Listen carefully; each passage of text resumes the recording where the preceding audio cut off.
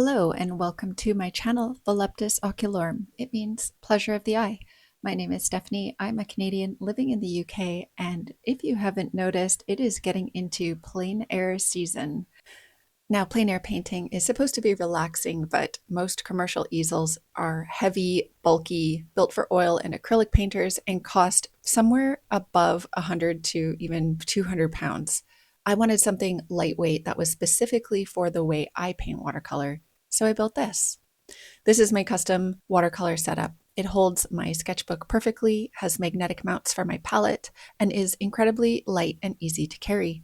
The best part, it only cost me 33 pounds to put together. Today I'm going to show you exactly how I hacked a drawing board and tripod plate to create the ultimate cheap plein air easel, and then I'm going to show you how I've tested it out on location to paint a few landscapes. So let's get into it.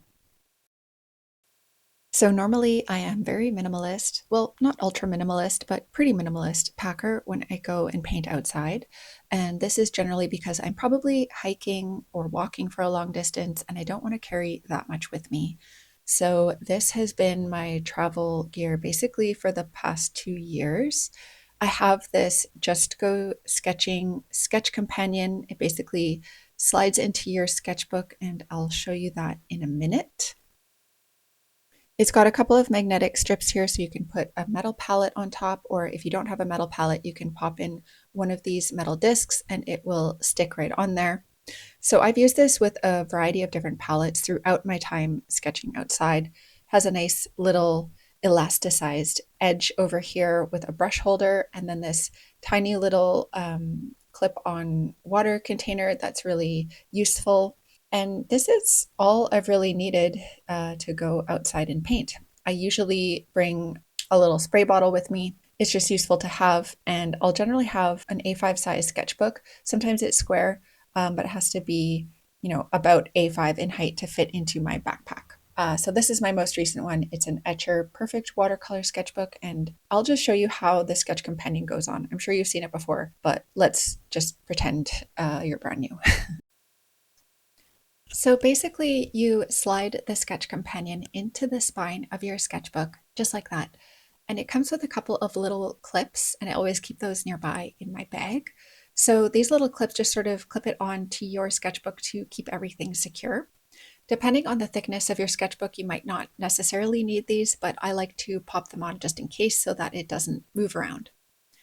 And then this is the palette that I've been using the most, especially during the winter. I made this palette in 2024 and I've taken it out quite often for plein air sketching. So basically any metal palette will stick right onto the sketch companion magnetic strip, and it is very secure. So I usually put it on like this, and then I can open it up and have my mixing space right there. So this is kind of pretty much how I work. There's a few other bits and bobs in here. Usually I have some pencils, some pens, I keep a brush here, and then I have this travel brush. I really like the Tintoretto brushes, so I have a number 8 travel brush. Yeah, so this has basically been my setup. It's always like a little bit of Jenga, trying to put everything back together, but everything packs up, and then when I'm out and about, I pack it into my camera bag. So let me zoom out. This is a Low Pro Flipside 200 bag. I got this, I don't know, about 15 years ago, I want to say, and I got it as a camera bag when I started getting into photography and bought my first DSLR camera. So what I've always liked about this bag is that it is really compact. It is super small, and anybody who's been looking for a good camera bag knows that it is not easy to find something that is small and designed for women. This is like probably half the size of what you can bring on a Ryanair flight. So I've got my camera in here. This always comes with me everywhere. And the great thing about it is that there is a little side area here, which is designed for an extra lens. But for my purposes, I can just put my pencil case in there, and then I can put my water sprayer up in this little top pocket that fits perfectly. And then I put the sketch companion in here just like this. And sometimes I'll move the water container to the other side just so it fits a little bit better. Then I place my sketchbook on top and everything zips up nice and clean. So yeah, it's really perfect for hiking and for taking out on adventures. Everything is very compact. I have my water bottle on the side, so I always have water with me. And this has just really been like the best bag ever for both photography and for sketching. I've been really happy with this setup, and I'm not planning on changing anything about this for my day-to-day sketching or when I go out for walks. But this week, I'm going to the International Watercolor Masters Festival in Shropshire, where I'm doing a 3-day course with Joe Dowden. And weather permitting, a lot of that is going to be spent painting outside. So I knew that I needed to figure out a better system for painting outside at a larger scale. Now, I spent some time looking at different planer setups from various artists who work outside. There are a few different styles that people seem to like.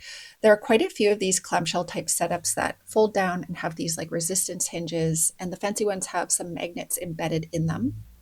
You can also see these from various brands that come with like a water dish, little pans that you can fill up, etc.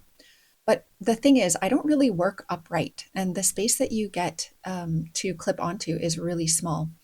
I'm not a tiny painter. I have a phobia of small watercolor brushes and tiny palettes. And if I'm going to be doing a plein air workshop, I need something that can accommodate somewhat larger sketchbooks and papers without becoming unwieldy and off balance.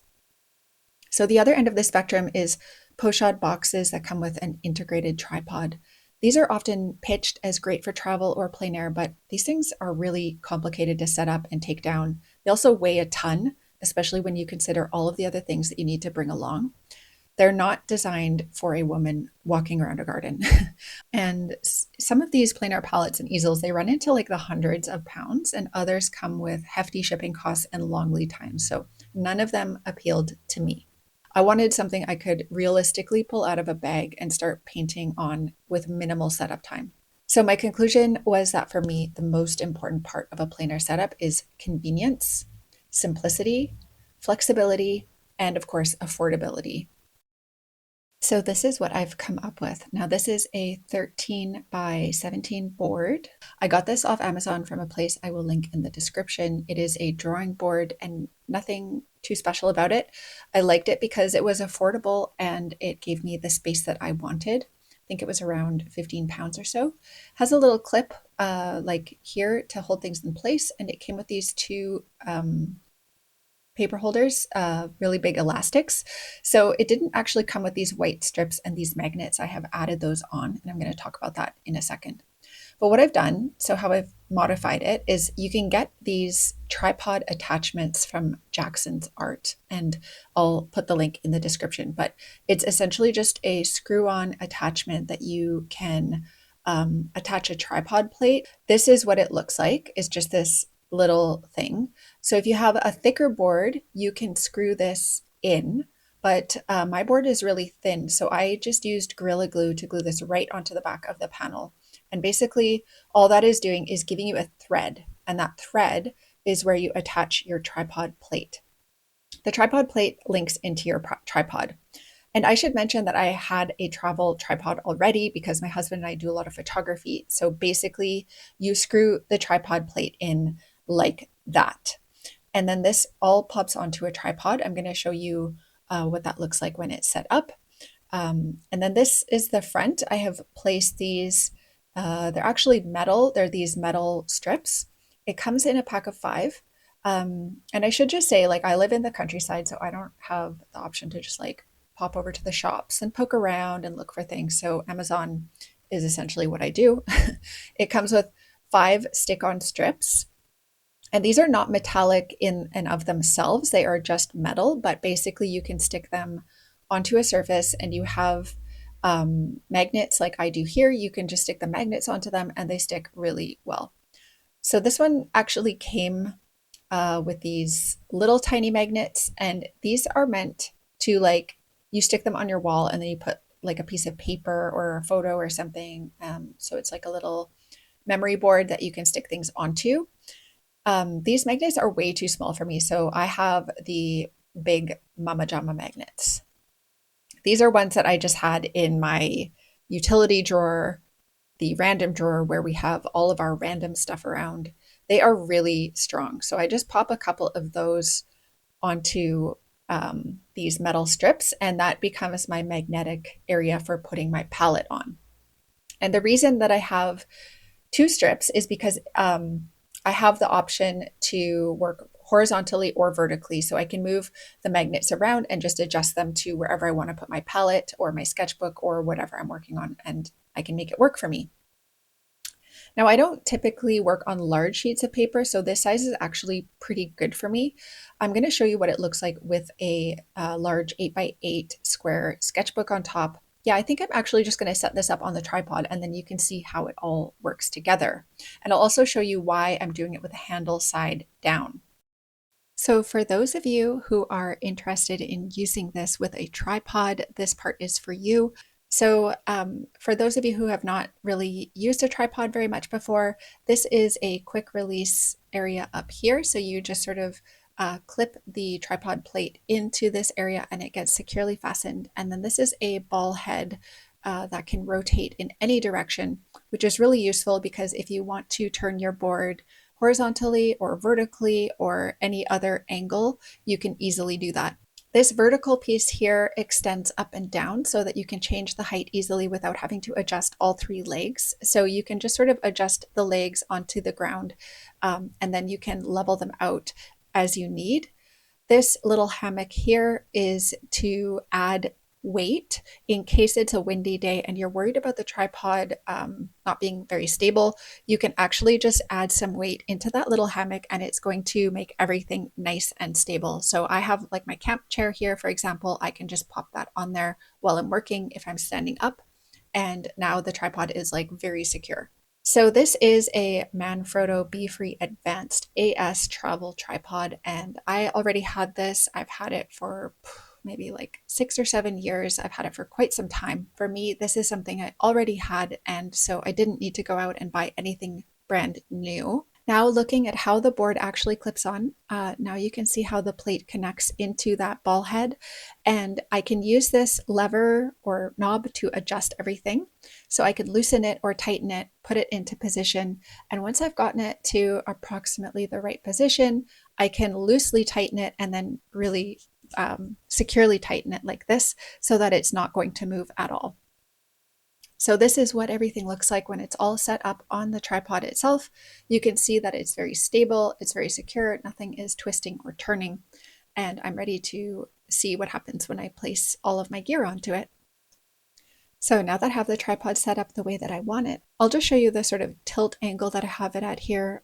So it's slightly tilted, it's not completely flat. I'm going to go ahead and place my sketchbook on it. Now this is a sketchbook that I made myself. It is from very thick Arches paper, and basically once I have the sketchbook in place, I can just use these elastics to secure it.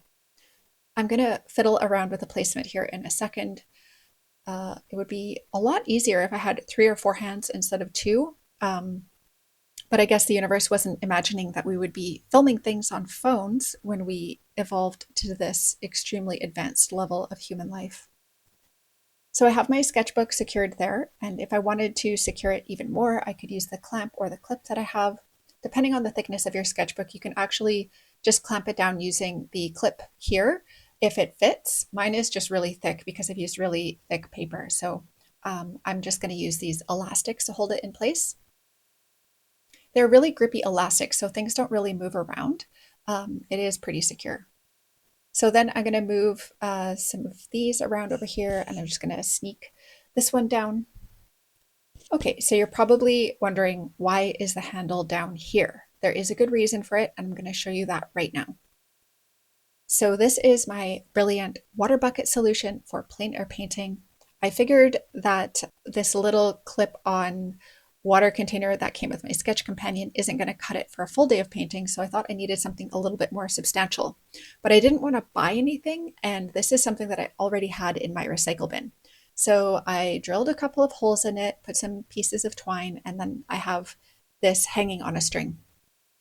So now what I can actually do is just pop this through the handle and bring the string around and secure it around the bucket itself. I'm just showing you that I've looped the string through the top handle, and now I'm going to pull it down and around the bottom of the bucket. So now I've pulled the string around the bottom and it hangs there just like this on this like little built-in handle. So I have my water bucket down here. Now, if I wanted less water, I could always clip that little water container off to the side. And then I have something bigger down here where I can wash my brush. So that's kind of the setup that I have. Next, I'm going to clip my paint palette on. And in honor of spring colors, I have created a special palette just for this season.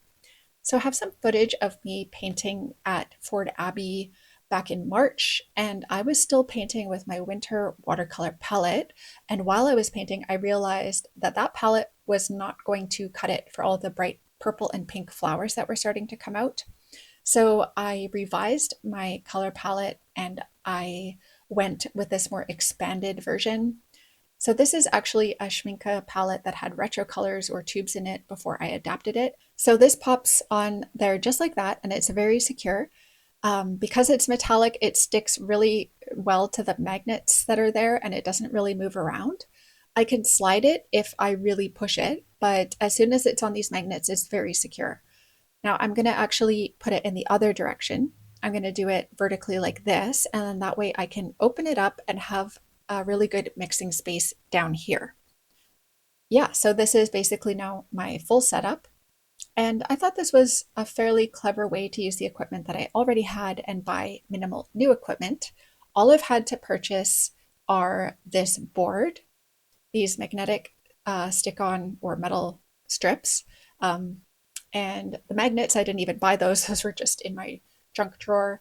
And then also the tripod plate. So essentially, to buy 3 new things to do this, it cost me around £33, and I didn't have to pay over £100 for a sketch tripod.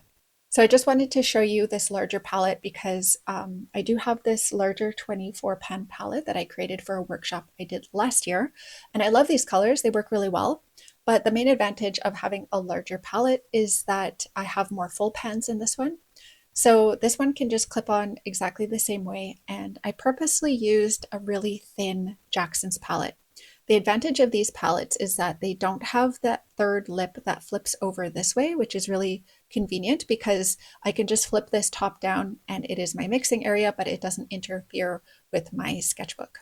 It's also very flat on the bottom, so you can easily put magnetized pans throughout this and not have to worry about them not sitting properly. I know with a lot of 24 pan metal palettes, you have a lot of like lumps and bumps on the bottom, which is very annoying.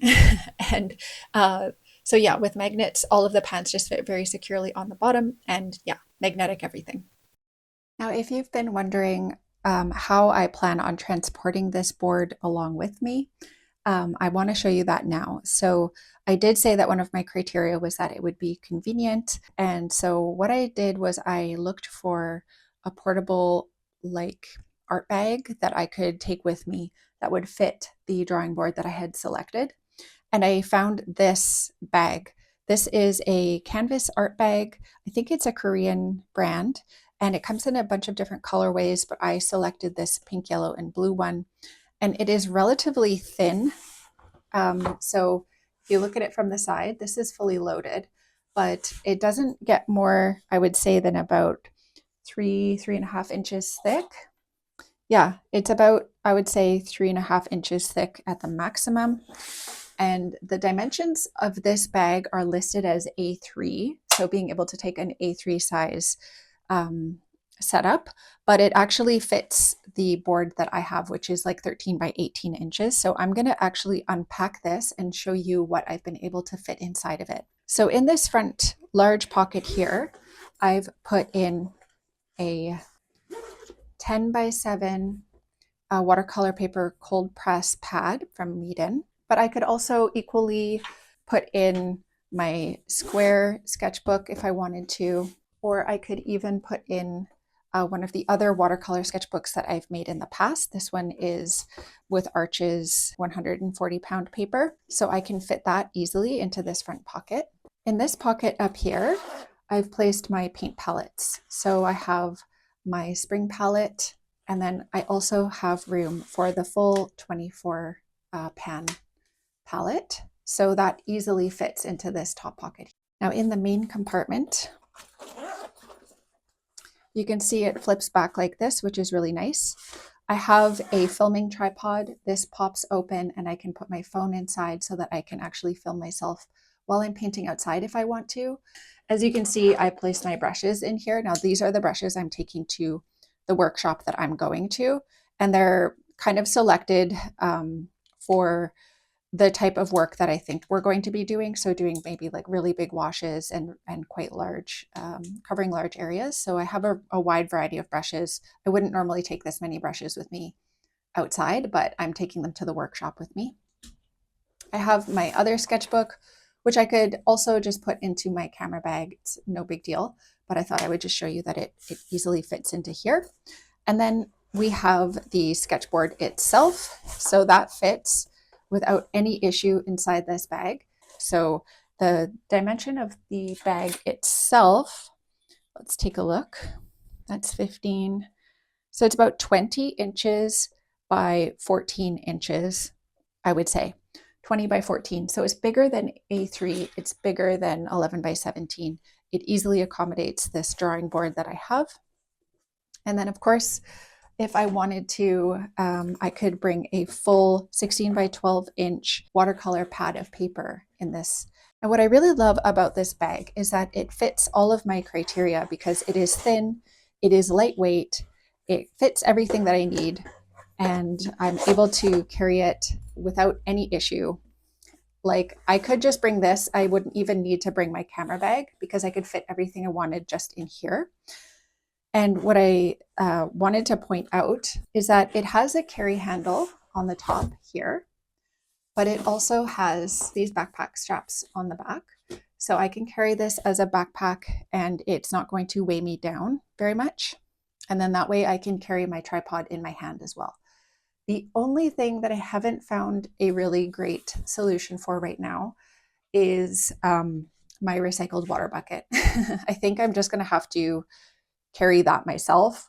Probably what I'll do is like have like a canvas tote bag where I put this, maybe some paper towel and my camp chair and put it into like a little canvas bag. Like I can still go to various spots and sort of set up and then everything packs into like 1 or 2 bags. So I think that's still a really portable solution. It just means that you have to like think in advance, like what type of activity are you doing? How long are you going to be doing it for? Like I would not bring this with me on a hike into the countryside where I'm going to be going up and down hills and like only sketching for 15 or 20 minutes. Then I would just bring my normal small setup. But if I know that I'm going to be going to like a garden or an estate or a large place where I want to spend a few hours, then I would probably take the time to bring something like this. So with any good design process, you need to do some field testing, and I have prepared 2 field tests for you. The first one is at a little scenic viewpoint nearby my house. This is close to a little parking lot, and so I didn't have to carry my stuff very far. I loaded everything into the canvas bag, and the only thing that I had to carry extra was my water bucket and my tripod. Everything else fit into the canvas bag, and so it was very easy to set up once I found the place that I wanted to paint. And everything was sturdy. It was not that windy. It was a very calm day, but even still, like the tripod was very sturdy. I didn't have any issues with anything moving around, and really just like enabled me to work freely without worrying about my setup. So we enjoyed a picnic dinner outside while the sun was setting. This was one of the beautiful, warm, sunny days that we've had this spring in the Southwest. And generally just enjoyed listening to the sheep, listening to the pheasants, and watching the sun go down over the Mendip Hills. I would say the only challenge I ran into was that it was quite bright, so I was wearing my sunglasses the whole time, and that gives a little bit of distortion to the color and brightness. But other than that, it was really perfect. So for using this with a tripod, I would give it a 10 out of 10. It worked perfectly. I had no issues at all, and I was happy to visit with the sheep. Now, the second field test was at Durham Park National Trust during their Tulip Mania earlier in April. I went there for a little morning of painting, and I decided in this test that I wasn't going to use the tripod. So I thought to myself, like, okay, it's all well and fine if you already have a fancy schmancy tripod like I do, but what about for people who don't have that? Could this still work for them? So instead of using my tripod, I just put the board on my lap, and I have to say it was a really comfortable and wonderful way to work. So usually when I'm sitting, I would just use my like normal small planer setup, but actually having the extended amount of space and having the elastics that could hold down my pages instead of having to clip everything onto the top was really, really nice. So instead of having to hold it with my hand and paint with the other hand, I was able to like just sort of sit back and relax while I was doing my work. It also allowed me to use a larger palette than I would normally bring with me. And yeah, I just had my little camp chair set up there, and it worked out pretty perfectly. So even if you don't have a tripod, don't worry, you could still use this setup. Thank you for joining me in the countryside today. I hope that you have been inspired to create your own planner setup and try painting outdoors. Now that you have your board ready, you may need a sketchbook to go with it. So if you're interested to see how I created my own watercolor sketchbook, click here to watch that video. See you in the next one.